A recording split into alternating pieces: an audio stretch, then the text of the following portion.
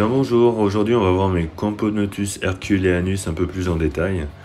Donc ça c'est une gine, j'ai reçu la gine avant diapose, donc de souvenir c'était au mois de novembre 2019. Donc elle a fait sa diapose jusqu'à début mars. Avant diapose en fait elle avait elle avait un cocon, un début de cocon quoi. Et quelques œufs. En fin de diapose, elle avait bouffé les œufs, mais il restait ce cocon. Donc à peine sortie, elle a répondu, elle s'est super bien occupée du cocon, vraiment jusqu'à la naissance de l'ouvrière. À chaque coup que je la regardais, elle était en train de s'occuper du cocon.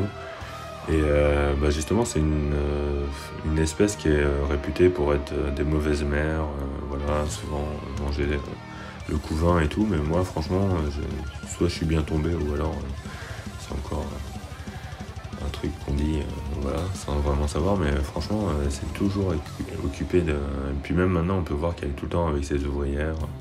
Enfin, celle-là, dans toutes mes fourmis, c'est vraiment celle que je pourrais dire qu'il y a vraiment le rôle de reine, quoi, plus, parce que les autres, on voit vraiment qu'elles sont là pour pondre, que celle-là, elle s'occupe vraiment du couvain. Voilà. Donc maintenant, elles sont à 11 ouvrières, donc depuis le début de la saison, là, donc pareil, on dit que ça évolue pas trop bien comme espèce, mais je trouve que ça va, elles sont pas trop timides, franchement elles sont pas stressées du tout. Quand je prends la boîte, ça bouge pas, on peut comparer avec les Prudentatus qui vont partir dans tous les sens et tout. Là non, franchement elles sont pas stressées du tout, la lumière, tout ça, ça les dérange pas. Donc on peut voir qu'il y a un petit peu de couvain. Là. Alors ouais, le couvain c'est marrant, les ouvrières le sortent tous les jours. Tous les après-midi, le couvain il est sorti pendant au moins 2 heures.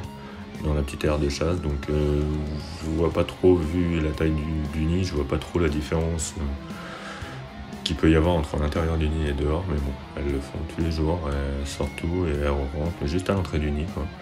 Et c'est assez marrant à regarder, puis en plus ça permet de bien voir l'avancée de tout ça. Donc là ça fait peut-être quand même une bonne semaine qu'elle stagne à 11. Je pense qu'il va pas tarder à avoir des nouvelles naissances là, peut-être 2-3 quoi. Les cocons commencent à noircir. Ces images là en 3 jours. Donc voilà. Mais c'est en plus une belle fourmi. Quand je l'ai reçue, la gine n'était pas vraiment. Il faudrait que je retrouve les premières vidéos, mais de toute façon elles sont sur la chaîne. Elle était un peu peut-être je sais pas poussiéreuse ou quoi, elle était pas super belle, mais depuis qu'il y a l'ouvrière, en fait l'ouvrière les ouvrières ont dû la nettoyer et tout, ça fait que maintenant elle est bien, elle a un noir bien luisant, c'est joli. Voilà. Donc ah ouais, en fait j'ai une petite annonce ce soir, donc si vous regardez la vidéo aujourd'hui, on est le combien, on est le 5 mai. Voilà. On est en live ce soir sur la chaîne de Swiss Fourmi, Swiss Fourmi Live, avec donc Swiss Fourmi Feu et la Fourmi des Plaines, excusez-moi, une chaîne en plus que j'adore, il fait des super images, allez jeter un oeil à sa chaîne, à celle de Swiss Fourmi bien sûr.